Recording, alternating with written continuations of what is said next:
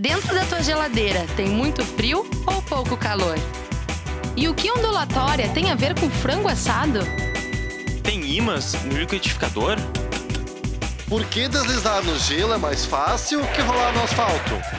E afinal, que relação tem entre o espelho e o escuro? Complicou? Simplifísica. Pensar que alguma coisa possa surgir do nada, ou até mesmo virar nada, são questões que perturbavam os gregos desde a antiguidade. Afinal, o ser humano costuma procurar um ponto de partida para entender o desenvolvimento das coisas. Esse assunto pode parecer um tanto complexo. Por isso, o professor Emerson Luna, do Instituto de Física da URGS, nos dá uma introdução sobre o que é o nada.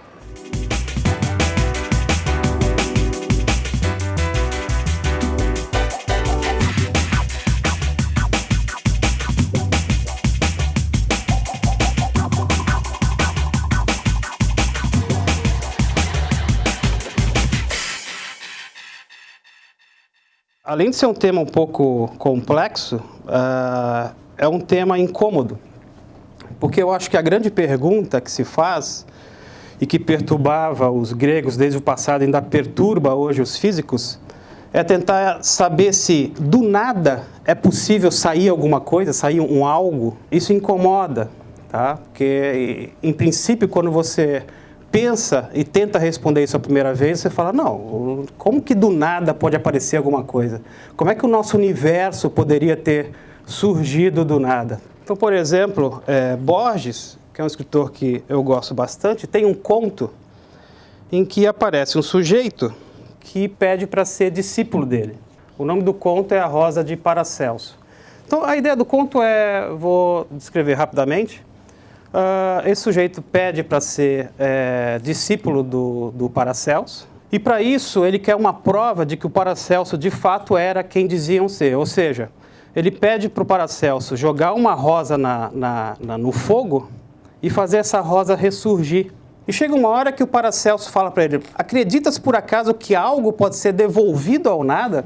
Então é incômodo a ideia de alguma coisa surgir do nada, e é incômodo também a ideia de que alguma coisa pode virar nada. Você encontra também no Rabelais essa frase em latim, que é basicamente dizendo que a natureza abomina o vácuo. A pergunta, então, que já se fazia naquela época, isso aí você vai 600 anos antes de Cristo, tá? Já com Tales, da escola de Mileto, a pergunta é, pode haver um vácuo, um estado que represente o nada? Isso não era uma questão simples, como não é ainda hoje, e o Tales negava a existência do nada. Ele simplesmente dizendo, olha, não existe um nada.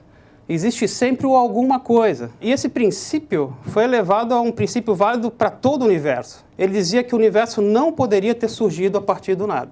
O Tales era um cara muito respeitado na época, e era um cara extremamente esperto para quando, no momento em que ele falasse alguma coisa, as pessoas respeitavam, tá? Ele previu um eclipse que aconteceu em 585 a.C., e isso ele já era famoso, deixou ele mais famoso ainda. Então ele tinha a fama de sábio. Então quando ele falou que o nada não existe, não poderia existir, tá? Isso influenciou fortemente a escola de Mileto. Então Tales fez a seguinte pergunta, e se de repente eu conseguisse simplesmente apagar tudo que eu vejo com os meus olhos, esse universo que a gente consegue enxergar, os céus, as estrelas, as árvores, ou seja, se eu conseguir tirar tudo isso da minha frente, o que sobraria? Então, para ele, você retirar tudo isso, significaria que sobraria alguma coisa. Então, daí, por esse simples argumento, já começa a ideia da composição das coisas. E para ele, existiria uma essência, então, que se materializaria em tudo que a gente enxerga no momento em que a gente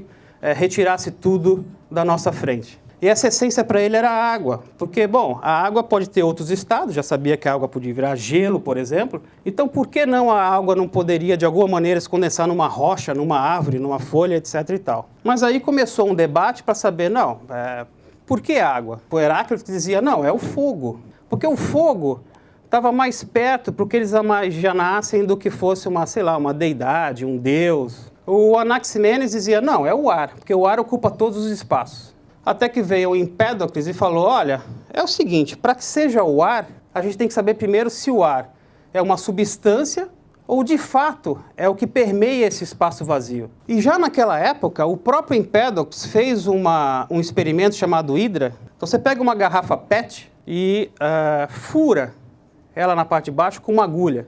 Então você faz vários furinhos nessa garrafa PET, enche de água e tampa essa garrafa. No momento que você tampa, para de sair água pelos furinhos. Então você suspende essa garrafa, ela está furada na base, com vários furinhos que você acabou de fazer, cheia d'água e tampada, não sai água. No momento que você abre a tampa, começa a vazar água pelos furos. E a ideia é de que a água só sai porque o ar entrou. Então o ar ocupa espaço e empurrou a água. A explicação precisa para isso daí só foi possível no século XVII, ou seja, muitos anos depois, com o Torricelli. Mas essa ideia, esse argumento já servia para mostrar que o ar era uma substância como outra qualquer e não podia ser, por exemplo, essa essência, tá, que permeava todas as coisas. Já que ninguém entrava em consenso, o Empédocles falou, olha, então é o seguinte, essa essência é feita de 4 coisas: o ar, a água, o fogo e a terra. Foi uma unificação que ele fez, então é uma teoria unificada do Empédocles e que, no fundo, concordava com todos que vieram antes dele. Uma coisa interessante é que o Empédocles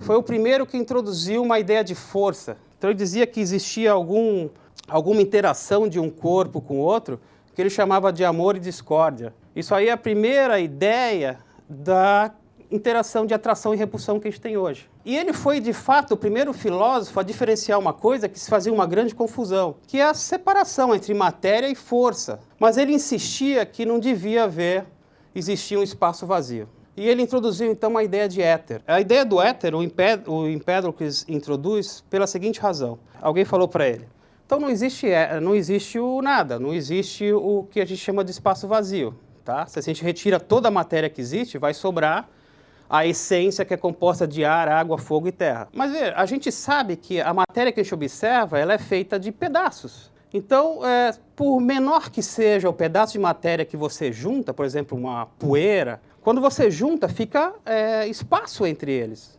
Tá? Você não consegue compactar de tal maneira que você faça com todo o espaço seja preenchido por matéria. Então ele falou que, na verdade, esses espaços que sobravam, eles eram preenchidos por um éter. E esse éter, de fato, ele também era composto pela essência, tá? Esse elemento essencial, que também era água, ar, fogo e terra. E apareceu Anaxágoras. Ele também negou a possibilidade do espaço vazio e da criação a partir do nada. Mas ele já introduziu uma ideia que era nova na época, de que poderia haver criação, e que a criação para o Anaxágoras era uma ordem emergindo do caos, e não um universo material emergindo do nada. Então, era possível já com o Anaxágoras você ter uma ideia de criação do universo, mas esse universo surgiria de alguma coisa que já estaria existente, uma coisa pré-existente. Só que você vê que essa ideia de que havia um caos, e que desse caos, esse caos seria uma série de...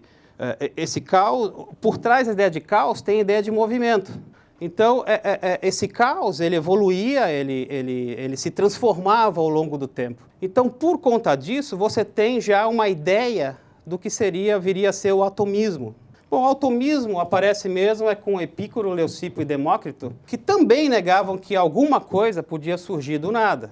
Mas eles acreditavam que poderia existir um vácuo. Isso já foi uma grande diferença das escolas anteriores, que simplesmente abominavam o vácuo. Mas eles precisavam desse vácuo justamente porque eles introduziram a ideia do que seria átomos, que seria agora a essência, tá? O elemento essencial de que todos os corpos são compostos. Eles deram o nome de átomos. Esses átomos tinham que se mover em algum lugar. E eles se moveriam, então, nesse vácuo. Tá? Então, o vácuo, para eles, era necessário para sustentar a teoria atômica. Mas aí aconteceu que veio Aristóteles, e Aristóteles, na verdade, elegeu como a coisa mais importante da natureza a lógica. Ele falava, olha, um objeto pode existir apenas em um estado de repouso. Então, na verdade, ele usou isso para dizer que não era possível a existência do nada. Isso aí ficou por 2000 anos. Por quê? O que o Aristóteles, no fundo, falou?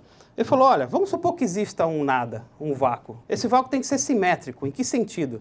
Se eu olho de cima, de baixo, de lado, por qualquer direção que eu olhe, ele tem que parecer igual. Então, se isso aí é simétrico nesse sentido, é um vácuo isotrópico, tá?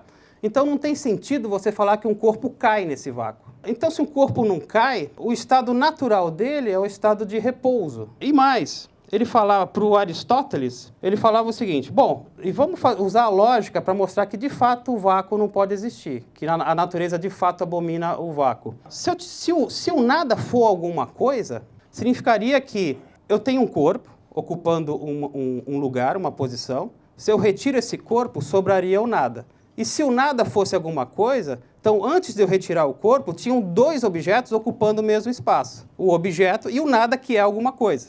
Então com essa lógica, ele simplesmente abominou a ideia do vácuo, tá? Mostrou que o vácuo não existia, por essa lógica não tem como existir mesmo. E essa lógica dele prevaleceu por 2000 anos. Mas o fato da não existência do vácuo, veja que eu já estou misturando vácuo com nada, tá?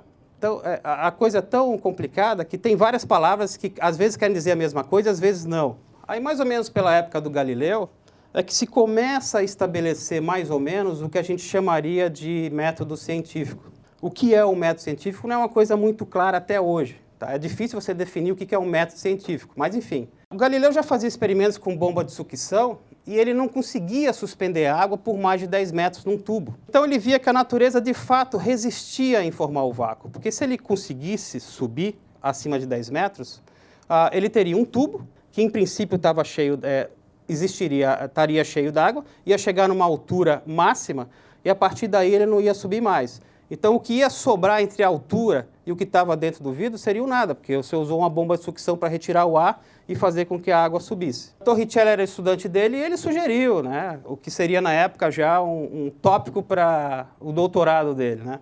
Olha, e se você usar mercúrio, tá? Será que a coisa não fica mais fácil? E de fato Torricelli fez um experimento, ele pegou um tubo de 1 metro e colocou mercúrio. E o mercúrio, na verdade você pega um tubo de 1 metro, fechado de um lado, enche de mercúrio. Pega um prato que está cheio de mercúrio, pega esse tubo que está totalmente cheio, coloca nesse prato, abre o dedo e vê o que acontece. Então o mercúrio desce e se estabiliza numa altura de 76 centímetros. E o que é que fica nesse restante, nesses 24 centímetros? Antes era ocupado por mercúrio, agora não é ocupado por nada. Então Torricelli achava que com isso tinha finalmente conseguido fazer o vácuo. O que, na verdade, o Torricelli acreditava que, de fato, tinha sido feito um vácuo ali e a coluna de mercúrio não caía porque, do lado de fora do prato, você tinha a pressão atmosférica empurrando esse mercúrio e mantendo ele a uma altura de 76 centímetros. Então, ele descobriu, de fato, que o ar tinha peso também. Então, são duas coisas. Ele observou, bom, eu criei o vácuo e, finalmente, demonstrei que o ar tem peso. E se você calcula exatamente o que você precisaria ter de força sendo exercida na superfície do mercúrio, que é a mesma pressão que é exercida nos nossos ombros e nossas cabeças quando a gente está por aí, é que o ar, olha só, ele exerce uma força de mais ou menos 1 quilo sobre cada centímetro quadrado da gente. Ou 10 toneladas sobre cada metro quadrado. Existia um cientista que foi prefeito de uma cidade durante 30 anos, e ele gostava de fazer experimentos, que é o Otto von Guericke, e ele também mostrou essa força da pressão atmosférica fazendo um experimento que ficou super conhecido, porque era quase um show que ele fazia, que era chamado de hemisférios de Magdeburg. O que era isso aí? Eram duas esferas, tá? Semisferas de ferro, em que você juntava essas duas e você tinha uma maneira de retirar o ar lá. Você fazia o melhor vácuo que você poderia fazer. Aí você amarrava 8 cavalos numa corda de um lado da esfera e 8 cavalos da outra. E batia nos cavalos para tentar afastar as semisferas. E não conseguia afastar. E, de fato, isso aí está ligado justamente pelo fato de ter 10 toneladas sobre cada metro quadrado daquela esfera ali. Então, o Otto von Guericke, ele viajava pela Alemanha fazendo esse experimento, ganhando dinheiro também. Então, digamos que ele foi o primeiro divulgador de ciência que a gente tem notícia. Agora a gente vai dar um salto. O pensamento de Aristóteles teve influência durante quase 2000 anos, até chegar mais ou menos na época do Newton. Isso aqui, olha só, a natureza e as suas leis jaziam na noite escondidas. Disse Deus, faça-se Newton. Isso aí está no jazigo do Newton.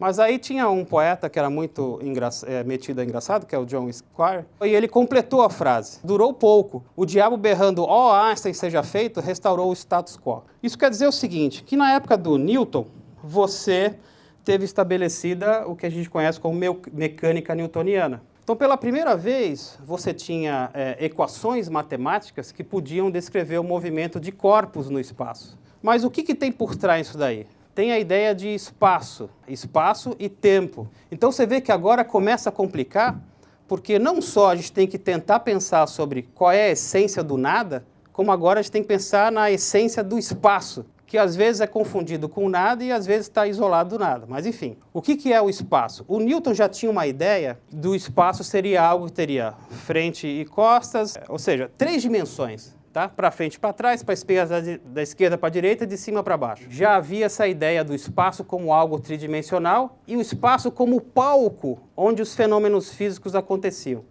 Os fenômenos podem ser qualquer coisa, desde uma pedra caindo, a Terra em torno do Sol, ou seja, qualquer fenômeno físico que você pensasse estaria acontecendo nesse espaço. Você tem esse espaço em que os fenômenos físicos acontecem e o tempo era nada mais do que um marcador de sequência de espaços. Então, o tempo simplesmente dizia, eu quero o seguinte fenômeno eu vou estudar. Eu tenho uma pedra nessa mão, eu vou soltar essa pedra e ver essa pedra cair. Então, você tem um instante que você está com a pedra aqui em cima, tem um instante que você abre a mão, tem um instante que a pedra começa a cair, tem um instante que ela chega no chão. Então, o tempo era um mero marcador de vários eventos que constituíam um processo físico. E o espaço era um mero palco onde as coisas aconteciam. E aí que veio Einstein. Por que isso foi uma confusão danada e ele fala que restaurou o status quo e tudo voltou a ser noite, tudo passou a ser escuridão, voltou a ser escuridão?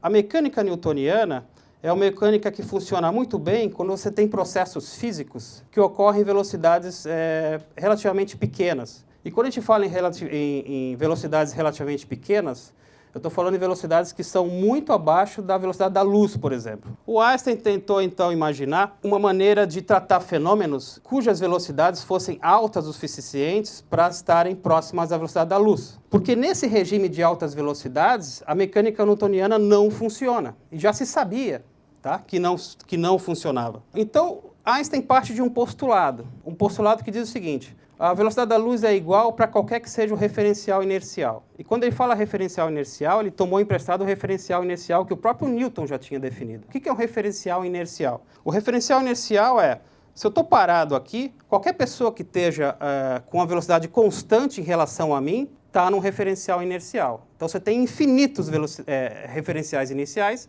já que você tem infinitas velocidades em que você pode estar em relação a mim. O Einstein pega isso e diz, olha, qualquer que seja o referencial, se eu for medir a velocidade da luz, vai ser a mesma. O que é estranho, né? Em princípio é contraintuitivo essa ideia. Porque se você está no referencial inercial em baixa velocidade, e você vê, por exemplo, eu estou parado e passa alguém de carro ali a 80 km por hora. O volante desse carro, para quem está dirigindo, a velocidade é 0. Eles estão no mesmo referencial. Não existe velocidade relativa entre o volante e o motorista. Mas para mim que estou olhando, para mim é 80 km por hora.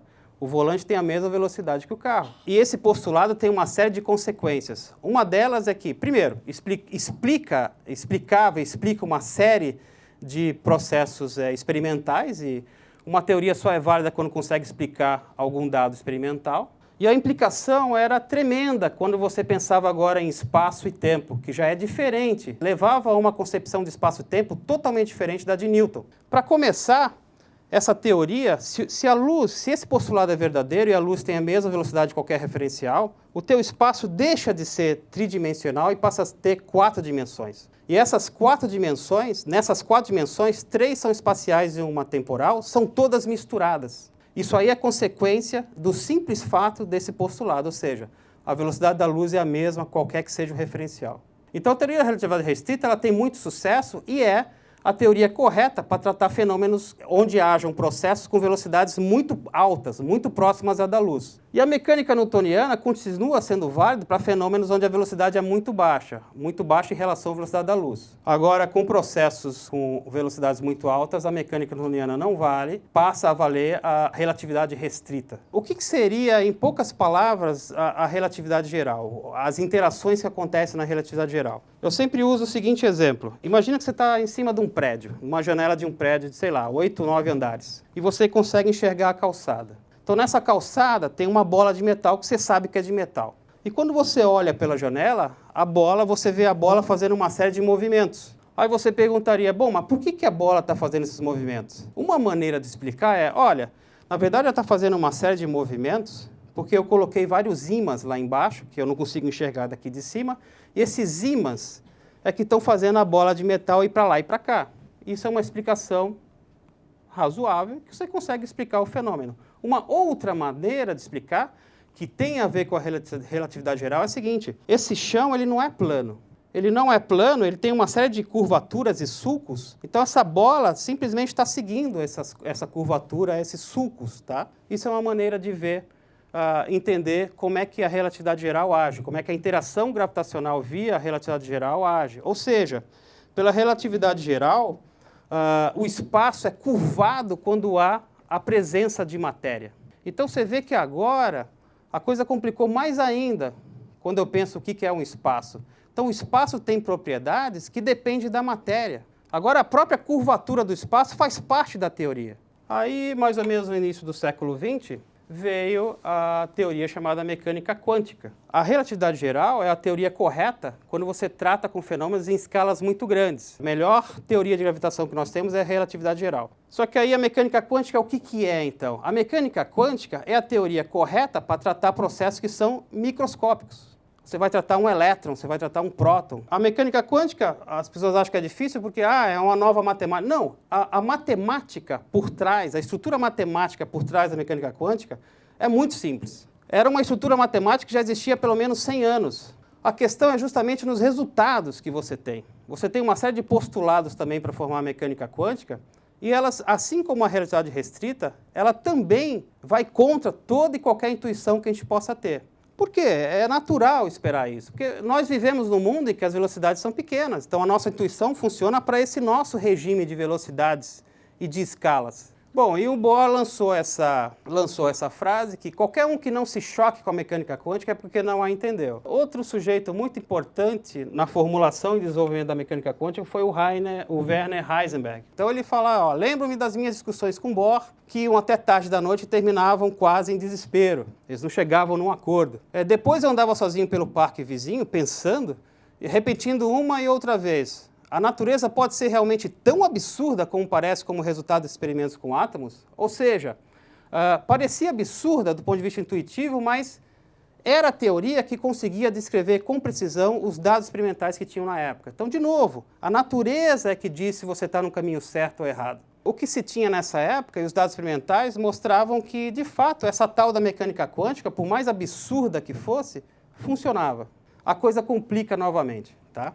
Porque pela mecânica quântica, você pode imaginar o seguinte: imagina que eu tenho uma certa região em que eu tenha lá partículas elementares, sei lá, um elétron. Bom, e se você tira esse elétron? Se você tira o elétron, do ponto de vista da mecânica quântica, eu tenho o vazio? Eu tenho espaço vazio? Eu tenho nada? Eu tenho vácuo? A mecânica quântica diz que não tenho vazio. Pela mecânica quântica, se você retirar toda a matéria que existe ainda energia nesse sistema, nesse espaço. E existe um valor mínimo de energia chamado energia de ponto zero. Não tem como você apagar isso daí. Pela mecânica quântica, de fato, o nada não existe. Existe sempre alguma coisa. Então você vê que a mecânica quântica, de alguma forma, traz, de novo, certos argumentos e pensamentos que os gregos antigos já tinham. Mas qual a importância dessa energia de ponto zero? O nome dessa energia é energia de ponto zero. É a energia que você tem no sistema quando você retira toda e qualquer matéria. Acontece que você tem flutuações nessa energia. Essa energia ela não fica estável sempre naquele valor. Ela flutua em torno desse valor. E essas flutuações podem fazer com que, do nada, surjam partículas novas. E por que essa coisa flutua? Por que essa energia flutua e não fica na dela quietinha, tá? Por causa de um outro princípio que se baseia a mecânica quântica, que é o princípio da incerteza. O princípio da incerteza foi o princípio que o Werner Heisenberg criou, não foi esse Heisenberg de baixo, mas o Werner Heisenberg, tá? Em que o princípio é uma espécie de fórmula de compensação, tá? Então você tem, por exemplo, um certo valor de energia multiplicado por um certo valor de tempo, um certo intervalo de tempo. A multiplicação dessas duas coisas tem que ser maior ou igual a algum outro fator, que é bem pequenininho. O que acontece? Então imagina que isso aí agora, essa certa quantidade de energia, intervalo de energia, multiplicado por esse intervalo de tempo é igual a esse fator, exatamente igual. Significa que se você aumenta um e diminui o outro, Ou seja, se você aumenta um, tem que diminuir o outro para esse fator ser igual. 4 vezes 4 é 16. Para continuar sendo 16, se eu mudo esse 4 de lá para 8, esse 4 tem que virar 2. Para que 2 vezes 8 continue sendo 16.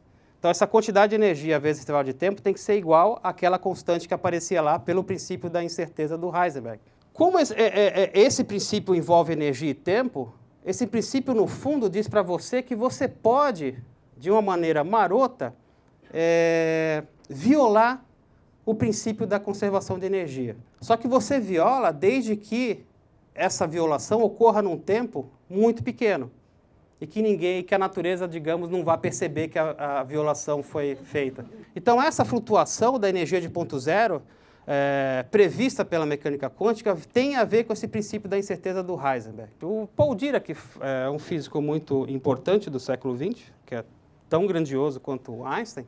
Ele dizia que o único objetivo da física teórica é calcular resultados que podem ser comparados com a experiência. O que o Dirac fez? Uma das coisas importantes que ele fez é o pai de uma teoria que descrevia experimentalmente o comportamento de elétrons que tinham energias muito altas. E essa teoria é a teoria que melhor temos do ponto de vista experimental para explicar um sistema de elétrons relativísticos, ou seja, elétrons que estão se movendo em velocidades muito, mas muito altas. Então, a teoria do Dirac é uma teoria típica de teorias ditas teoria quânticas de campo, que unem esses dois aspectos, a mecânica quântica e a relatividade restrita. Tá? Então, é uma típica teoria de campos. Qual que é o problema aí? Qual foi a complicação a mais que ele trouxe para o espaço de novo? Essa equação de Dirac admite soluções com energia positiva, então as partículas podem ter energia positiva, só que tinha outras soluções que são soluções com energia negativa.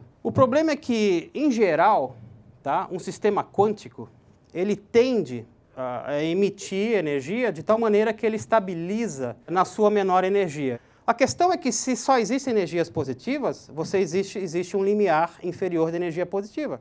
Mas se existem energias negativas, como a tendência é ir para energias cada vez menores, ele ficaria infinitamente indo para níveis de energia cada vez menores, porque essas energias são negativas e tendem a menos infinito. Então, você teria elétrons, né, o nosso mundo seria diferente, você teria elétrons que estariam... E quando o elétron faria essas transições, ele ia emitir luz. Então, você teria uma série de elétrons emitindo luz por todos os lados. Você não observa isso experimentalmente.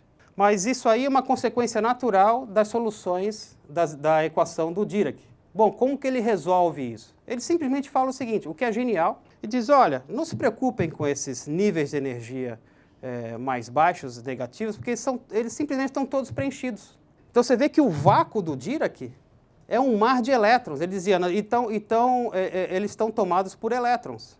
Mas veja, resolve a questão inventando um vácuo que agora tem propriedades de partículas. E o que existe hoje em dia? Existe um outro vácuo, que é o vácuo do Higgs.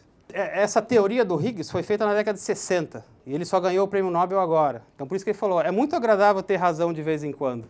Então, veja, agora de novo, você tem uma coisa experimental que você precisa dar conta, ou seja, observar uma partícula, que é uma partícula que tem todas as propriedades previstas pela teoria desses três sujeitos, o Higgs, o Engler e o Brout. Essa teoria diz o seguinte, o Higgs, tá, é uma partícula que não tem spin, as partículas que não têm spin chama de partículas escalares. Essas partículas são as partículas que a gente precisa para dar massa para todas as outras. Então era o elemento que faltava, era a cereja de bolo que faltava no chamado modelo padrão. E aí que agora, para essa coisa fazer sentido, significa que todo e qualquer espaço é permeado por um campo, chamado campo de Higgs, e que, na verdade, as partículas adquirem massa porque elas estão atravessando esse campo, que permeia todo o universo. Então, você vê que, de novo, agora, em pleno século XXI, você tem uma ideia que é a ideia atual do que seria o vácuo. Tá? O vácuo, para a gente, é isso. É algo que está permeado por um campo, chamado campo de Higgs, tá?